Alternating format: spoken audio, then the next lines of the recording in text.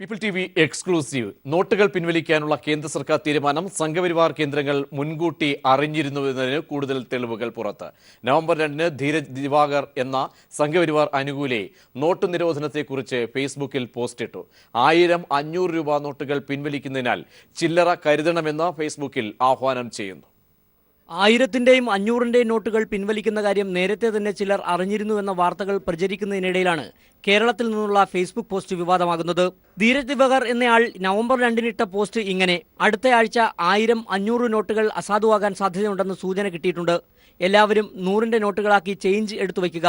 ഇനി അറിഞ്ഞില്ല, ആരും പറഞ്ഞില്ല എന്നും പറഞ്ഞു വന്നേക്കരുത്. ഇങ്ങനെയായിരുന്നു ഫേസ്ബുക്ക് പോസ്റ്റ്. ഫേസ്ബുക്ക് പോസ്റ്റ് വാർത്തകളിൽ ഇടം പിടിച്ചതിന് പിന്നാലെ പോസ്റ്റിനെ ന്യായീകരിച്ചുകൊണ്ട് ധീരജ് ദിവാകർ പുതിയ പോസ്റ്റുമിട്ടു. നിയമപരമായി വരുന്ന പ്രശ്നങ്ങളെക്കുറിച്ച് തനിക്ക് ഉത്തമ ബോധ്യമുണ്ടെന്നും പോസ്റ്റ് പിൻവലിക്കാൻ ഉദ്ദേശിക്കുന്നില്ലെന്നുമായിരുന്നു പുതിയ പോസ്റ്റ്.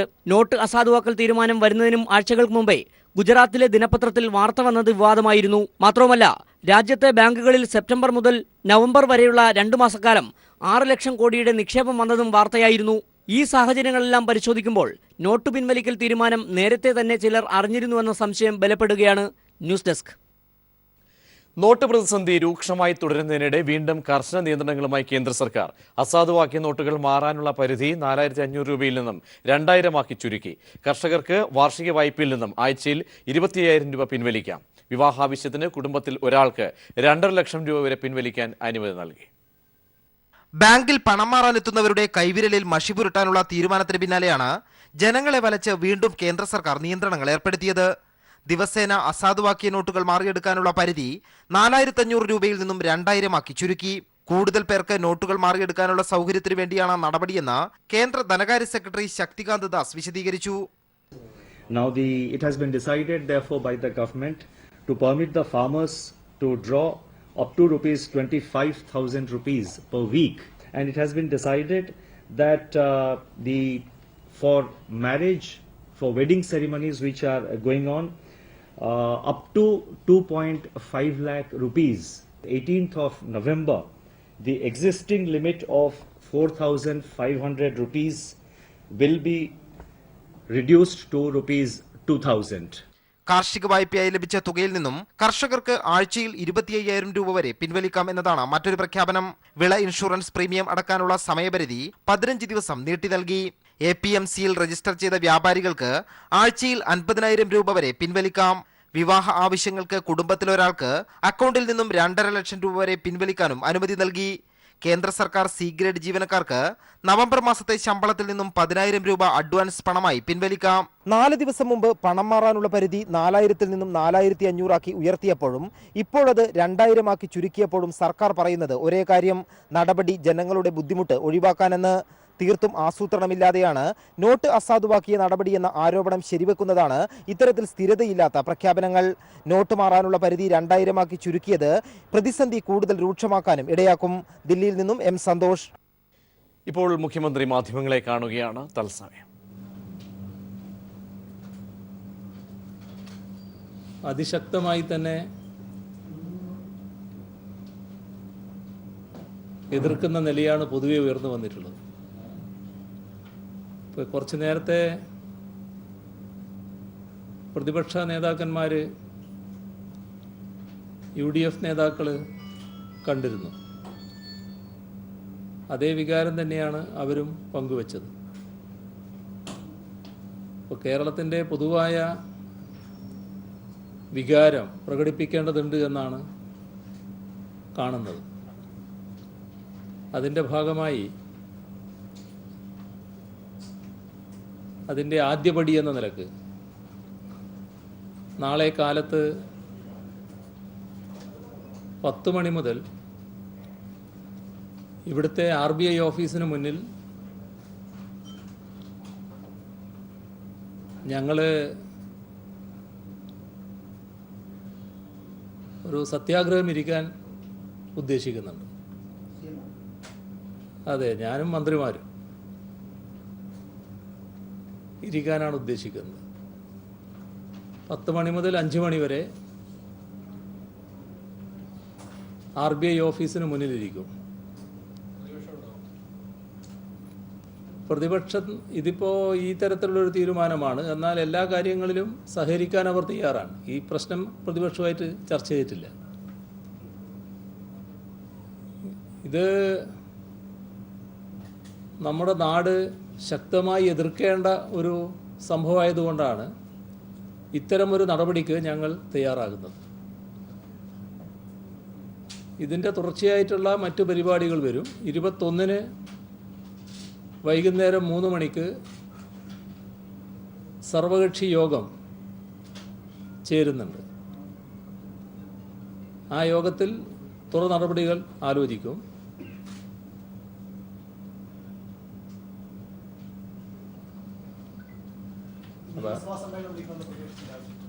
അതടക്കം ഗൗരവമായി പരിഗണിക്കും.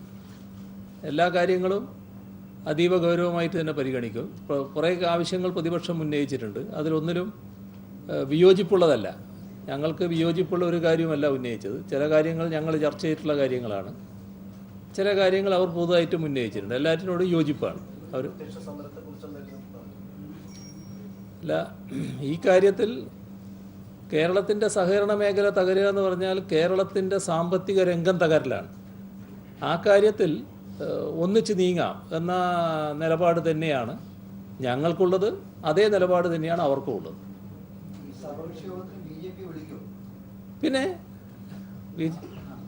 BJP വിളിക്കാതിരിക്കുന്നില്ല, എല്ലാവരെയും വിളിക്കും. ഇവിടെ സാധാരണ സർവകക്ഷി യോഗം ചേരുന്ന നിലയുണ്ടല്ലോ. അതിപ്പം നമ്മുടെ ഗസ്റ്റ് ഹൗസിൽ ചില പ്രശ്നങ്ങളുള്ളത് കൊണ്ട് അതെ അത് ആ തരത്തിൽ അറിയിക്കും. അല്ല, സമരത്തിനെ പറ്റി തീരുമാനിച്ചിട്ടില്ല. ഇപ്പം ഞാനിപ്പോൾ പറഞ്ഞത് ഇത് നാളത്തെ കാര്യമാണ്. ബാക്കി കാര്യങ്ങൾ നമുക്ക് പിന്നെ ഇങ്ങനെ പറഞ്ഞുകൊണ്ടിരിക്കാമല്ലോ. എല്ലാ കാര്യവും നിങ്ങൾ ഇന്ന് തന്നെ തീർക്കണ്ടല്ലോ.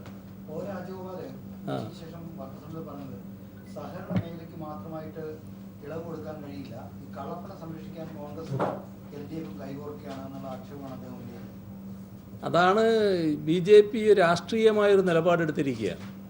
അതുകൊണ്ടാണ് രാജഗോപാലിനെ പോലുള്ള പരിണതപ്രജ്ഞനായ ഒരാൾക്ക് പോലും ഇത്തരത്തിലുള്ള അതിന് പറയുക സാധാരണ അസംബന്ധങ്ങളാണ്. ആ അസംബന്ധങ്ങൾ എഴുന്നള്ളിക്കാൻ മടി കാണിക്കാതിരിക്കുന്നത്. കേരളത്തിലെ സഹകരണ മേഖല എന്ന് പറയുന്നത് കള്ളപ്പണത്തിൻ്റെ സംരക്ഷണത്തിൻ്റെ കേന്ദ്രമേ അല്ല. കള്ളപ്പണം ഉണ്ടെങ്കിൽ അതിനെതിരെ നടപടികൾ എടുക്കാമല്ലോ. അതിനാർക്കാ തടസ്സം വന്നിരിക്കുന്നു? അപ്പോൾ അനാവശ്യമായ ഒരു വാദം ഉയർത്തുകയാണ്. അത് ഈ കള്ളപ്പണത്തിന് നമ്മളെല്ലാവരും എതിരായതുകൊണ്ട് കള്ളപ്പണം എന്ന് പറഞ്ഞാൽ എന്തോ വല്ലാതെ ആള് ഇതിനെല്ലാം കൂട്ടു നിൽക്കുമെന്നാണ് കരുതുന്നത്. അതിൻ്റെ ഭാഗമായിട്ട് പറയുന്നതാണ്.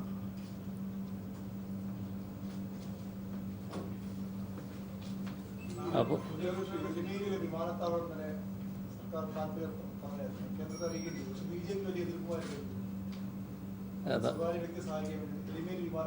എന്താ നിനക്കറിയില്ല അതിനെപ്പറ്റി. അവരെന്താ ഉദ്ദേശം നിനക്കറിയില്ല. ഇത് ഞങ്ങൾ കാണുന്നത് അവിടെ ഇപ്പോൾ 3 കോടിയോളം ആളുകളാണ് വരുന്നത്. അതിൽ ആയിരക്കണക്കിന് ആളുകൾ സാധാരണ നിലക്ക് വിമാനയാത്രാ സൗകര്യം ഉണ്ടായാൽ വിമാനത്തിൽ വന്നിറങ്ങാൻ പറ്റുന്നവരാണ്. ഏത് സ്ഥലം എന്നുള്ളത് ഞങ്ങളിപ്പോൾ പറഞ്ഞു കഴിഞ്ഞിട്ടില്ല. ഞങ്ങൾ പറഞ്ഞത് എരുമേലി ഒരു സ്ഥലം നോക്കാം എന്ന് പറഞ്ഞിട്ടുണ്ട്. അത് ഏതാ സ്ഥലം എന്നുള്ളത് ഞങ്ങൾ ആലോചിച്ച് പറയാമെന്നാണ് പറഞ്ഞിട്ടുള്ളത്. എന്തുദ്ദേശിച്ചാണ് അവർ പറഞ്ഞതെന്നറിയില്ല.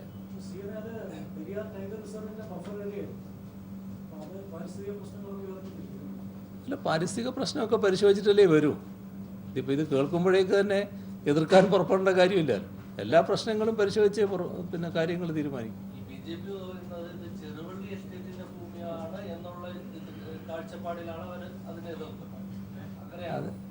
അത് വരട്ടെ, ആലോചിക്കട്ടെ, എന്നിട്ടല്ലേ പറയാൻ പറ്റും. ശരി. നോട്ട് പിൻവലിക്കൽ വിഷയം ജനങ്ങൾക്ക് അടിക്കടി പ്രശ്നങ്ങൾ ഉണ്ടാക്കുന്ന സാഹചര്യത്തിലും സഹകരണ ബാങ്കിംഗ് മേഖലയെ തകർക്കാനുള്ള ഗൂഢനീക്കത്തിനെതിരെ മുഖ്യമന്ത്രിയും മന്ത്രിമാരും നേരിട്ട് സമരത്തിനിറങ്ങുന്നു. റിസർവ് ബാങ്കിന്റെ പടിക്കലായിരിക്കും സത്യാഗ്രഹ സമരം മന്ത്രിമാരും മുഖ്യമന്ത്രിയും ചേർന്ന് നടത്തുക. പുതിയ എയർപോർട്ട് എരുമേലിയിൽ ഉണ്ടാകും ഉണ്ടാകും അതിൻ്റെ വിഷയങ്ങൾ ഏത് രീതിയിലായിരിക്കുമെന്ന മാധ്യമപ്രവർത്തകരുടെ ചോദ്യത്തിന് പരിസ്ഥിതിക വിഷയങ്ങളെല്ലാം തന്നെ പഠിച്ച ശേഷമായിരിക്കും പുതിയ എയർപോർട്ടിന് മായി മുന്നോട്ട് പോവുക. ജനങ്ങളുടെ 3 കോടി വരുന്ന തീർത്ഥാടകരുടെ ഒക്കെ തന്നെ ആവശ്യങ്ങളൊക്കെ ആയിരിക്കും പരിഗണിക്കുക എന്നും അദ്ദേഹം പറഞ്ഞു. തുറന്ന ഒരു സത്യഗ്രഹ സമരത്തിലേക്ക് സർക്കാർ കൂടി സഹകരണ ബാങ്കിംഗ് മേഖലയെ തകർക്കുന്നതിനെതിരെ മുന്നോട്ട് പോകുന്നു എന്നാണ് മുഖ്യമന്ത്രി പറഞ്ഞത്. വ്യക്തമായ നിലപാട് തന്നെ സർക്കാർ ഇക്കാര്യത്തിൽ തുറന്ന് അറിയിക്കുന്നു. സഹകരണ ബാങ്കിംഗ് മേഖലയെ തകർക്കാനുള്ള ഗൂഢനീക്കം ഉണ്ട്. അതായിരുന്നു കഴിഞ്ഞ ദിവസങ്ങളിലടക്കം ഏവരും കണ്ടത്. ആ നീക്കത്തെ ശക്തമായ പ്രതിഷേധം അറിയിക്കുകയാണ് കേന്ദ്രത്തോട്. RBIയുടെ മുന്നിൽ സത്യഗ്രഹം നടത്തിക്കൊണ്ട് മുഖ്യമന്ത്രി തന്നെ നേരിട്ട് അതിന് നേതൃത്വം നൽകുകയും മറ്റ് മന്ത്രിമാരും ഈ സമരത്തിൽ പങ്കുചേരുമെന്നും മുഖ്യമന്ത്രി വാർത്താസമ്മേളനത്തിൽ അറിയിച്ചു. നോട്ട് പിൻവലിക്കലിനെതിരെ ശക്തമായ സന്ദേശം കൂടി സംസ്ഥാനത്ത് നിന്നും അറിയിക്കുക. അതിനാണ് RBIയുടെ മുന്നിൽ മുഖ്യമന്ത്രി പിണറായി വിജയന്റെ നേതൃത്വത്തിൽ മന്ത്രിമാരടക്കം സത്യഗ്രഹം ഇരിക്കുക. അതിശക്തമായ മെസ്സേജ് തന്നെ കേന്ദ്രത്തിന് നൽകുക. ഇക്കാര്യത്തിൽ പ്രായോഗിക ബുദ്ധിമുട്ടുകൾ ജനം അടിക്കടി നേരിടുന്നു. ഏറ്റവും കൂടുതൽ സഹകരണ ബാങ്കിംഗ് മേഖലയ്ക്ക് വേരോട്ടമുള്ള കേരളത്തിലെ ജനങ്ങളെ ബുദ്ധിമുട്ടിക്കുന്ന ബാങ്കിങ്ങിന് മേഖലയോടുള്ള സഹകരണ മേഖലയോടുള്ള നിലപാടിനെതിരെയും ശക്തമായ മെസ്സേജ് ആയിരിക്കും നൽകാൻ പോകും. ഇപ്പോൾ നമ്മുടെ സുനിൽ അരിമാനൂർ ചേരുന്നു. സുനിൽ, മുഖ്യമന്ത്രി എന്താണ് നോട്ട് വിഷയവുമായി ബന്ധപ്പെട്ട് സഹകരണ മേഖലയെ തകർക്കാനുള്ള ഗൂഢനീക്കം? ഇക്കാര്യത്തിൽ മുഖ്യമന്ത്രി തന്നെ നേരിട്ട് സമരത്തിലേക്ക് ഇറങ്ങുന്നു, സർക്കാർ തന്നെ. പ്രജീഷ്, സംസ്ഥാനത്തെ ജനങ്ങളുടെ വികാരം ഉൾക്കൊണ്ട് തന്നെയാണ് മുഖ്യമന്ത്രിയും മന്ത്രിമാരും ഇപ്പോൾ പ്രത്യക്ഷ സമരത്തിന് ഇറങ്ങിയിരിക്കുന്നത്. കേരളത്തിൻ്റെ സഹകരണ മേഖലയെ തകർക്കാനുള്ള നീക്കത്തെ അതിശക്തമായി തന്നെ എതിർക്കുന്ന ഒരു നിലപാട് തന്നെയാണ് സർക്കാരിൻ്റെ ഭാഗത്തുണ്ടായിരിക്കുന്നത്. ഇതേ നിലപാട് തന്നെയാണ് പ്രതിപക്ഷത്തിന് ഉള്ളത്. അല്പം മുമ്പ് UDF നേതാക്കൾ മുഖ്യമന്ത്രിയുമായി കൂടിക്കാഴ്ച നടത്തിയിരുന്നു. ഈ കൂടിക്കാഴ്ചയിലും അവർ ഈ പൊതു നിലപാട് തന്നെയാണ് അറിയിച്ചത്. അതുകൊണ്ട് ഉറച്ച രീതിയിൽ തന്നെ തീരുമാനവുമായി മുന്നോട്ട് പോകാൻ പ്രത്യക്ഷമായി തന്നെ സമരപരിപാടി മുന്നോട്ട് പോകാനാണ് തീരുമാനിച്ചിരിക്കുന്നത്. സഹകരണ മേഖലയെ പിടിച്ചു നിർത്തുന്നതിന് വേണ്ടി ഏതറ്റം വരെയും പോകുമെന്നുള്ള ഒരു നിലപാട് തന്നെയാണ് ഈ സർക്കാരിൻ്റെ ഭാഗത്തു നിന്നുള്ളത്. അതിൻ്റെ ഭാഗമായിട്ടാണ് നാളെ രാവിലെ 10 മണി മുതൽ വൈകുന്നേരം 5 മണി വരെ സംസ്ഥാന മുഖ്യമന്ത്രി പിണറായി വിജയനും മറ്റു മന്ത്രിമാരടക്കം RBIയുടെ തിരുവനന്തപുരത്ത് റിസർവ് ബാങ്കിൻ്റെ മുമ്പിൽ പ്രത്യക്ഷ സത്യാഗ്രഹ സമരം നടത്താൻ തീരുമാനിച്ചിരിക്കുന്നത്. ഇതിനുശേഷമുള്ള തുടർ സമര പരിപാടികൾ പ്രതിപക്ഷവുമായി ആലോചിച്ച് അവരുടെ കൂടെ ആവശ്യങ്ങൾ പരിഗണിച്ചുകൊണ്ടുള്ള സമരപരിപാടികളിലേക്ക് പോകും. ഈ മാസം 21-ാം തീയതി സർവകക്ഷി യോഗം ചേരുന്നുണ്ട്. ഈ സർവകക്ഷി യോഗത്തിൽ നിയമസഭാ സമ്മേളനം വിളിച്ച് ചേർക്കണം എന്നുള്ള പ്രതിപക്ഷത്തിൻ്റെ ആവശ്യമുണ്ട്. അതുപോലെ ഒരുമിച്ച് നിന്ന് കേന്ദ്രത്തിനെതിരെ ഇക്കാര്യത്തിൽ സംസ്ഥാനത്തിന് വേണ്ടി സഹകരണ സ്ഥാപനങ്ങൾ നിർത്തുന്നതിന് വേണ്ടി പ്രത്യക്ഷമായി തന്നെ പ്രതിഷേധവും സംസ്ഥാനത്തിൻ്റെ പ്രതിഷേധം അറിയിക്കണം എന്നുള്ള നിലപാട് സ്വീകരിക്കണം. ഇക്കാര്യങ്ങളെല്ലാം സർവകക്ഷി യോഗത്തിൽ ചർച്ച ചെയ്യും. സർവകക്ഷി യോഗത്തിൽ ചർച്ച ചെയ്ത ശേഷമായിരിക്കും തുടർ പ്രക്ഷോഭങ്ങൾ കാര്യങ്ങൾ തീരുമാനമെടുക്കുക എന്നാണ് മുഖ്യമന്ത്രി വാർത്താസമ്മേളനത്തിൽ വ്യക്തമാക്കിയിരിക്കുന്നത്. കാരണം ഇതിനകത്ത് സർവകക്ഷി യോഗത്തിൽ BJP പ്രതിനിധികളെയും സർവകക്ഷി യോഗത്തിൽ വിളിക്കുമെന്നും മുഖ്യമന്ത്രി പറഞ്ഞിട്ടുണ്ട്. കേരളത്തിൻ്റെ സാമ്പത്തിക രംഗത്തിൽ നിൽക്കുന്ന ഒരു ആശങ്ക, ജനങ്ങൾക്കുണ്ടായിരിക്കുന്ന പ്രതിസന്ധി, ഇതൊക്കെയാണ് ഇപ്പോൾ സർക്കാരിൻ്റെ മുന്നിലുള്ള വിഷയങ്ങൾ. അതുകൊണ്ട് തന്നെ പ്രതിപക്ഷം ഇക്കാര്യത്തിൽ യോജിക്കുന്ന നിലപാട് തന്നെയാണ് പ്രതിപക്ഷത്തിനുള്ളത്. അവരും ഇക്കാര്യങ്ങൾ തന്നെ മുന്നോട്ട് വയ്ക്കുന്നു. അതുകൊണ്ടാണ് സർവകക്ഷി യോഗം വിളിച്ചുകൊണ്ട് തുടർ പ്രക്ഷോഭ പരിപാടികളെക്കുറിച്ച് തീരുമാനിക്കാനായി സർവകക്ഷി യോഗം വിളിച്ചിരിക്കുന്നതെന്നാണ് മുഖ്യമന്ത്രി പിണറായി വിജയൻ വാർത്താസമ്മേളനത്തിൽ വ്യക്തമാക്കിയത്. പ്രജീഷ്, സുനിലാണ് വിശദാംശങ്ങൾ നൽകിയത്. ഹൈക്കോടതി റിപ്പോർട്ടിങ്ങിന് മാധ്യമപ്രവർത്തകർക്ക് പ്രത്യേക ചട്ടങ്ങൾ ഏർപ്പെടുത്തി. മാധ്യമപ്രവർത്തകർക്ക് നിയമബിരുദവും 3 വർഷത്തെ പ്രവൃത്തി പരിചയവും നിർബന്ധമാക്കി. ഫുൾ ബെഞ്ചിന്റെ ശുപാർശ പ്രകാരം ചീഫ് ജസ്റ്റിസാണ് ചട്ടങ്ങൾ ഏർപ്പെടുത്തിയത്. വിശദാംശങ്ങളുമായി ഉമേഷ് ചേരുന്നു. ഉമേഷ്, വിവാദങ്ങൾ ഒക്കെ തന്നെ അടങ്ങുന്ന ഒരു ഘട്ടത്തിലേക്ക് ചർച്ചയിലേക്ക് വരുമ്പോൾ എല്ലാ വശങ്ങളിൽ നിന്നുള്ള അഭിപ്രായങ്ങൾ സ്വരൂപിച്ചാണോ ഇങ്ങനെയൊരു നിബന്ധന ഏർപ്പെടുത്തുന്നത്? എപ്പോഴായിരുന്നു ഇത് സംബന്ധിച്ച് ഹൈക്കോടതിയിൽ നിന്നുള്ള ഇങ്ങനെ ഒരു അറിയിപ്പ് ലഭിച്ചത്? പ്രജീഷ്, അല്പം മുമ്പാണ് ഇത്തരത്തിലൊരു ഉത്തരവ് ഹൈക്കോടതിയിൽ നിന്ന് ഇറങ്ങിയിരിക്കുന്നത്. ഹൈക്കോടതി രജിസ്ട്രാർ ജനറലാണ് ഹൈക്കോടതി റിപ്പോർട്ടിംഗ് സംബന്ധിച്ച് ലേഖകർക്കായി പുതിയ മാനദണ്ഡം പ്രസിദ്ധീകരിച്ചിരിക്കുന്നത്. ഹൈക്കോടതി ഫുൾ ബെഞ്ചിന്റെ ശുപാർശ പ്രകാരം ചീഫ് ജസ്റ്റിസിന്റെ നിർദ്ദേശം അനുസരിച്ചാണ് ഇത്തരത്തിലൊരു മാനദണ്ഡം ഏർപ്പെടുത്തിയിട്ടുള്ളത്. പ്രധാനമായും ഹൈക്കോടതി റിപ്പോർട്ടിങ്ങിന് പ്രത്യേക അക്രഡിറ്റേഷൻ കാർഡ് നൽകും എന്നുള്ളതാണ് ഏറ്റവും പ്രധാനപ്പെട്ട മാനദണ്ഡം. ഈ കാർഡുള്ളവർക്ക് മാത്രമേ ഹൈക്കോടതി നടപടികൾ റിപ്പോർട്ട് ചെയ്യാൻ അവകാശമുള്ളൂ. ഈ അക്രഡിറ്റേഷൻ കാർഡ് ലഭിക്കണമെങ്കിൽ അവർക്ക് നിയമബിരുദവും 5 വർഷത്തെ കോടതി റിപ്പോർട്ടിങ്ങിലുള്ള പരിചയവും നിർബന്ധമാണ് എന്നുള്ളതാണ് ഏറ്റവും പ്രധാനപ്പെട്ട നിബന്ധന. ഇതുകൂടാതെ ടെമ്പററി കാർഡും നൽകും. ഇതിന് പ്രത്യേക അപേക്ഷ അയക്കണം. അതും 1 വർഷത്തിൽ കുറയാത്ത പ്രവൃത്തി പരിചയം വേണം. എങ്കിൽ തന്നെയും ടെമ്പററി കാർഡ് നൽകുകയാണെങ്കിൽ തന്നെയും പ്രത്യേക അനുമതി, VROയുടെ പ്രത്യേക അനുമതിയോടെ മാത്രമേ ഹൈക്കോടതിക്ക് അകത്തേക്ക് പ്രവേശിക്കാൻ കഴിയുകയുള്ളൂ. ഏറ്റവും പ്രധാനപ്പെട്ട കാര്യം ഒരു അക്രഡിറ്റേഷൻ കാർഡ് നൽകും എന്നുള്ളതാണ്. ഇനി മുതൽ എല്ലാ മാധ്യമപ്രവർത്തകർക്കും ഹൈക്കോടതിക്ക് അകത്തേക്ക് കയറാൻ കഴിയുകയില്ല. മിനിമം 5 വർഷത്തെ കോടതി റിപ്പോർട്ടിങ്ങിലെ പരിചയം വേണം. ഇതുകൂടാതെ നിയമബിരുദവും വേണം എന്നുള്ളതാണ് ഹൈക്കോടതി ഇപ്പോൾ പുറത്തിറക്കിയ മാനദണ്ഡത്തിൽ സൂചിപ്പിക്കുന്നത്. ഉമേഷാണ് വിവരങ്ങൾ നൽകിയത്. നോട്ട് പ്രതിസന്ധിയിൽ ആശ്വാസ നടപടികളുമായി സംസ്ഥാന സർക്കാർ. ജില്ലാ തോട്ടം തൊഴിലാളികൾക്ക് കൂലി നൽകാൻ കളക്ടർമാരെ ചുമതലപ്പെടുത്താൻ മന്ത്രിസഭ തീരുമാനിച്ചു. ഇതിനായി തോട്ടമുടമകൾ ജില്ലാ കളക്ടർമാർക്ക് പണം നൽകണം. ശബരിമല പാതയിലെ മുഴുവൻ ATMകളിലും എപ്പോഴും പണം നിറയ്ക്കും. എല്ലാ ട്രഷറികളിലും കറൻസി എക്സ്ചേഞ്ച് കൗണ്ടറുകൾ ആരംഭിക്കാനും പൊതുമേഖലാ ബാങ്ക് പ്രതിനിധികളുമായി മുഖ്യമന്ത്രിയും ധനമന്ത്രിയും നടത്തിയ ചർച്ചയിൽ ധാരണയായി. നോട്ട് പ്രതിസന്ധിയിൽ ജനം നെട്ടോട്ടമോടുന്ന സാഹചര്യത്തിലാണ് സംസ്ഥാന സർക്കാർ ആശ്വാസ നടപടികൾ സ്വീകരിച്ചത്. തോട്ടം തൊഴിലാളികൾക്ക് കൂലി നൽകുന്നതിൽ വലിയ പ്രതിസന്ധി നിലനിന്നിരുന്നു. അതുകൊണ്ട് ജില്ലാ കളക്ടർമാരുടെ പേരിലാകും ഇനി മുതൽ തോട്ടമുടമകൾ പണം നൽകുക.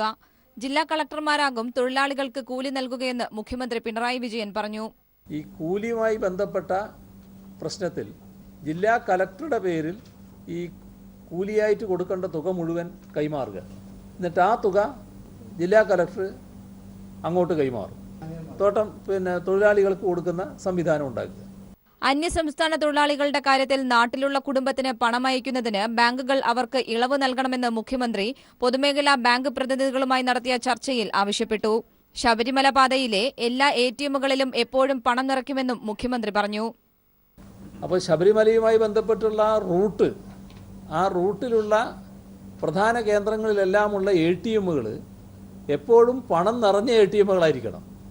ഒരു ക്രമം അവർ കൊണ്ടുവരണം, കൃത്യമായിട്ട് പണം നിറക്കാനുള്ള. പിന്നെ പമ്പയിൽ സന്നിധാനത്തിൽ അങ്ങനെ ശബരിമലയുടെ തൊട്ടുള്ള കേന്ദ്രങ്ങളിൽ കൂടുതൽ ATMകളും എക്സ്ചേഞ്ച് കൗണ്ടറുകളും ബാങ്കുകൾ ഏർപ്പെടുത്താം എന്ന് സമ്മതിച്ചിട്ടുണ്ട്.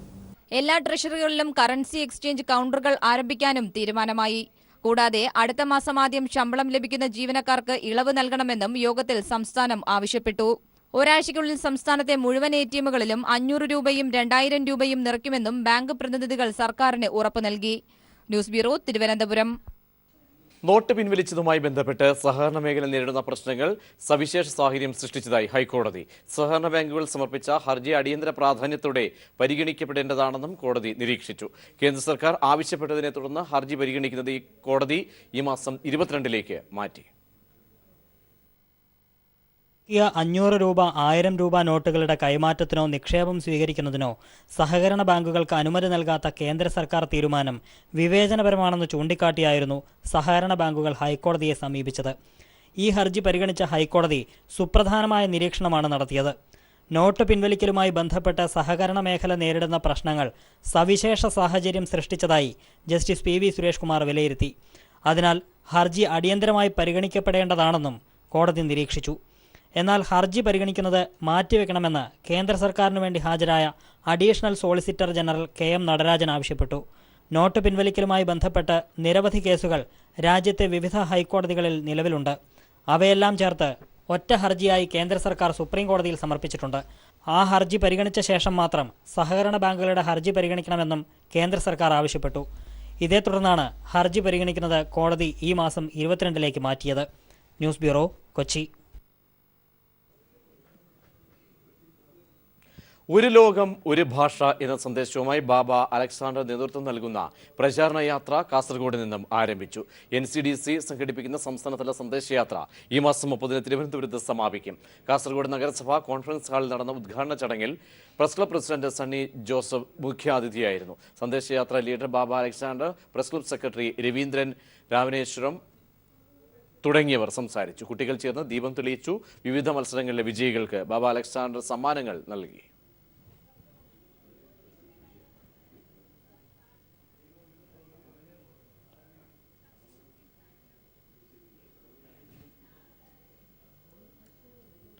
യുവ വ്യവസായിയെ തട്ടിക്കൊണ്ടുപോയെന്ന പരാതിയിൽ സക്കീർ ഹുസൈന്റെ ജാമ്യാപേക്ഷ കോടതി നിരസിച്ചു. ജാമ്യം നൽകിയാൽ സക്കീർ ഹുസൈൻ ഒളിവിൽ പോകാൻ സാധ്യതയുണ്ടെന്ന പ്രോസിക്യൂഷൻ വാദം അംഗീകരിച്ചാണ് കോടതി നടപടി. ജുഡീഷ്യൽ ഫസ്റ്റ് ക്ലാസ് മജിസ്ട്രേറ്റ് കോടതിയാണ് ജാമ്യം നിഷേധിച്ചത്. 14 ദിവസത്തേക്ക് സക്കീർ ഹുസൈനെ റിമാൻഡ് ചെയ്തു.